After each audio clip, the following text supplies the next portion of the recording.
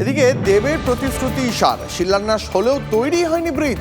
ঘাটালের কনকপুরে এখনো ভরসা সেই বাঁশের সাঁকো। 2020 সালে ব্রিজের শিলান্যাস করেছিলেন খোদ অভিনেতা দেব। সামান্য ব্রিজই হলো না, ঘাটাল মাস্টার প্ল্যান কি করে হবে? স্থানীয় মানুষ থেকে বিরোধী নেতাদের প্রশ্নে বিদ্ধ ঘাটালের দুবারের তৃণমূল সাংসদ। সমস্যা মানে প্রতিদিন এটার প্রায় এপাশে তো প্রায় 15-16 খানা গ্রামের মানুষ এখান দিয়ে যাতায়াত, মেন রাস্তা এটা প্রতিদিন জীবনের ঝুঁকি নিয়ে এখানে পারাপার করতে হয়। দেখুন, গত লোকসভা নির্বাচন যখন 2019 হয়েছিল সেই সময় দেব মহাশয় এসেছিলেন এবং এখানে এসে শিলান্যাস করে গিয়েছিলেন, কিন্তু সেই প্রতিশ্রুতি অনুযায়ী আজ 5 বছর কেটে গেল, আবার লোকসভা ভোট আসছে, এই পোল হচ্ছেনি। হয়েছিল আজকে আগে আগামী লোকসভায় এতে শিলান্যাস হয়েছিল দেব। আজ পর্যন্ত কোনো হয়নি। সে লোকসভা ভোট, আবার এই লোকসভা ভোট এসছে, আবার নতুন করে হয়তো ওনারা প্রতিশ্রুতি দেবেন। কনকপুর ব্রিজ ঘাটালেতে উনি তো টাবাগেরিয়া ব্রিজের সামনে গিয়ে বলেছিলেন এই ব্রিজ না করতে পারলে উনি ভোটেই দাঁড়াবেন না, কিন্তু ভোটে দাঁড়িয়ে পড়েছেন উনি। মানুষ ওইখানে আপনার সবঙ্গেতে গিয়েছিলেন কাটাখালি ব্রিজ, সেখানে মানুষ জিজ্ঞেস করেছে আপনি তো বলেছিলেন 5 বছর আগে কাটাখালি ব্রিজ বানিয়ে দেবেন, কিন্তু করেননি। তো বলছে ওটা মানুষ ভূঁইয়াকে বলুন, আমি জানি না। এইটা আমি উদ্বোধন যেটা করেছিলাম সেটা দ্বিতীয় রাস্তায় দেরি হবে, সেটার জন্য ফান্ডটা যে এমপি ল্যাট থেকে সেটা বেরিয়ে গেছে। আচ্ছা, সেই এখন এই ব্রিজটা বাজেট হয়ে গেছে 10 থেকে 12 কোটি টাকা। তো সেই জায়গা থেকে আমার মনে হয় কি সেটা বিরোধী দল তো বিরোধ করবেই, যে কোনো জিনিস তাদের তো তাই জন্য নাম দেওয়া হচ্ছে বিরোধ। আর আমার মনে হয় এটা নির্বাচনের সময়, এটা নির্বাচনের ভাষা কীভাবে দেবকে ছোটো করা যায়, কারণ এখনও কোনো পার্সোনাল আক্রমণ করেও কিছু পাচ্ছে না, তদন্ত ইডি সিবিআই নিয়েও ওরা কিছু পাচ্ছে না। তো কোথাও যেন আমার মনে হয় কি এবারে ওরা লেগেছে আর কি। দেখলেন কি অবস্থা। পরে খবরে আসি। দলীয় পতাকা লাগানো নিয়ে তৃণমূলের দুই গোষ্ঠীর সংঘর্ষে জখম 15। রণক্ষেত্র গোঘাটের শাওরার বড়মা এলাকা। রেহাই পায়নি মহিলারাও। বাড়িঘর ভাঙচুরের অভিযোগ। সংঘর্ষে জখম দুপক্ষের অন্তত 15 জন। হামলার অভিযোগ পঞ্চায়েত সদস্য ও অনুগামীদের বিরুদ্ধে। আহতরা গোঘাট হাসপাতালে ভর্তি। ঘটনাস্থলে গোঘাট থানার পুলিশের বিশাল পুলিশ বাহিনী। সংঘর্ষের পরে এলাকা কার্যত জনমানবহীন, পরিবেশ থমথমে।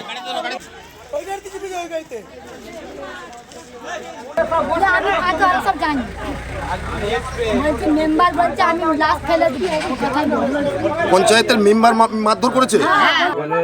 ফ্ল্যাগ বাঁধার জন্য সব এক কাছে জড়ো হয়েছিল বা ফ্ল্যাগ বাঁধাতে টিএমসি, সেই নিয়ে ওখানে ওরা মেম্বার পক্ষ এসে আমাদেরকে মারধর আরম্ভ। তৃণমূলের মেম্বার পক্ষ?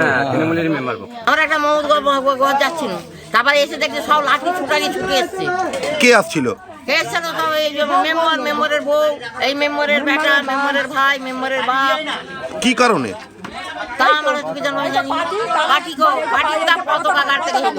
তারপরে এসে মারধর করে সংঘর্ষ হয়, মারধর করে দিয়ে বেরিয়ে চলে যায় তারা।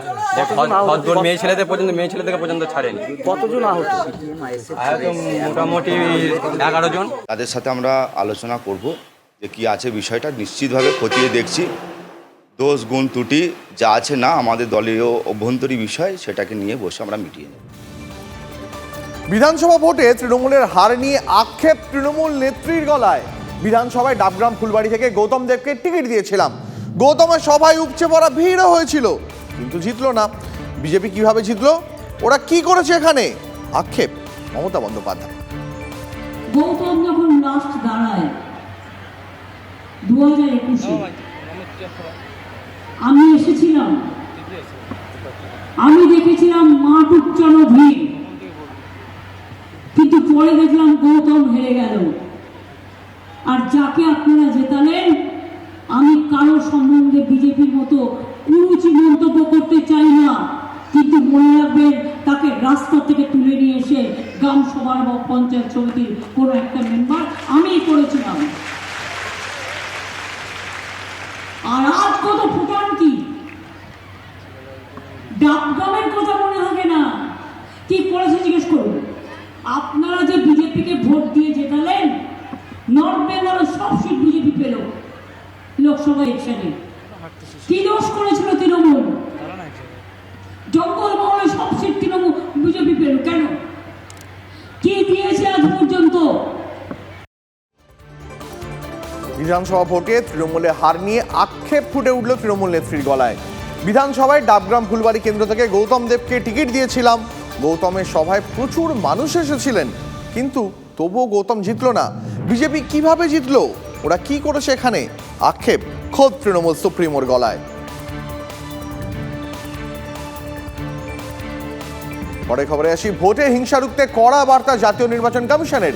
3 জেলার জেলা শাসক পুলিশ সুপারদের সঙ্গে বৈঠক কমিশনের। হিংসা রুখতে কড়া পদক্ষেপ করতে দিল্লি থেকে নির্দেশ, পুলিশ প্রশাসনকে নিরপেক্ষভাবে কাজ করার নির্দেশ। কোনো হিংসা নয়, জেলা শাসক পুলিশ সুপারদের স্পষ্ট নির্দেশ। কোচবিহার, জলপাইগুড়ি, আলিপুরদুয়ারের প্রশাসনকে সতর্ক করল নির্বাচন কমিশন। ভোট চলাকালীন প্রত্যেক ঘন্টায় রিপোর্ট দিতে হবে কমিশনকে। সব বুথে বাহিনী, প্রশাসনকে দুশ্চিন্তা করতে নিষেধ করল কমিশন। যে কোনো মূল্যে হিংসা রক্ষার নির্দেশ নির্বাচন কমিশনের। বৈশাখের শুরুতেই ফের 40 ডিগ্রি ছুঁতে পারে তাপমাত্রা। সোমবার থেকে উষ্ণ ও অস্বস্তিকর আবহাওয়ার পূর্বাভাস। দক্ষিণবঙ্গে 3 থেকে 5 ডিগ্রি বাড়তে পারে সর্বোচ্চ তাপমাত্রা। ভর দুপুরে সতর্ক হয়ে বেরোনোর পরামর্শ আবহাওয়া দপ্তরের। উত্তরবঙ্গে রোজই বিক্ষিপ্ত বৃষ্টির পূর্বাভাস রয়েছে।